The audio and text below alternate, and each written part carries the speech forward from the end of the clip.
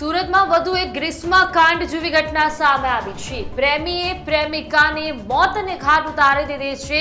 ઘણા વર્ષો પહેલા તમે ગ્રીષ્મકાંડ સુરતમાં બન્યો સાંભળ્યો હશે કે જ્યાં એક પ્રેમીએ પોતાની પ્રેમિકાને છરીના ઘા ઝીંકીને મારી નાખી હતી અને એવો જ કિસ્સો સુરતમાં ફરી એકવાર સામે આવ્યો છે કે જ્યાં પ્રેમીએ પ્રેમિકાને મોતને ઘાટ ઉતારી દીધી છે।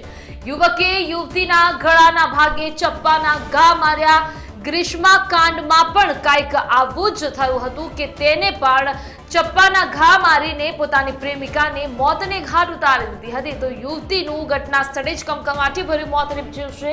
હત્યા બાદ યુવકે પોતાનું ગળું પણ કાપ્યું હોવાનું સામે આવ્યું છે, પરંતુ યુવક હાલ સારવાર હેઠળ છે। તો માંગરોળ વાંકલ બોરિયા માર્ગ પરની આ ઘટના છે કે જ્યાં ફરી એકવાર ગુજરાતના સુરતમાં ગ્રીષ્મકાંડ જેવો કિસ્સો બન્યો।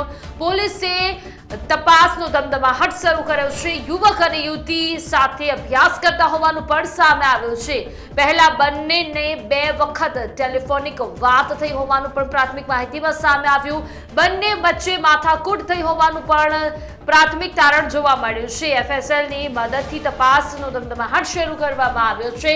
હવે જોવાનું એ રહેશે કે શું આ કિસ્સામાં કોણ કોનો વાંક છે અને આખરે આ કિસ્સો છે શું।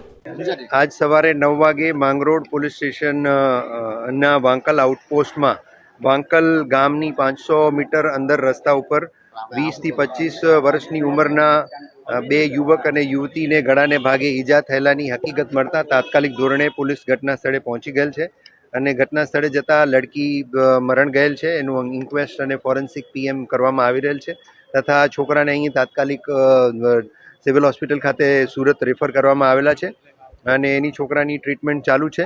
બંને એકબીજાના પરિચિત હતા, સ્કૂલ કે હાઈસ્કૂલમાં બંને સાથે ભણતા હતા।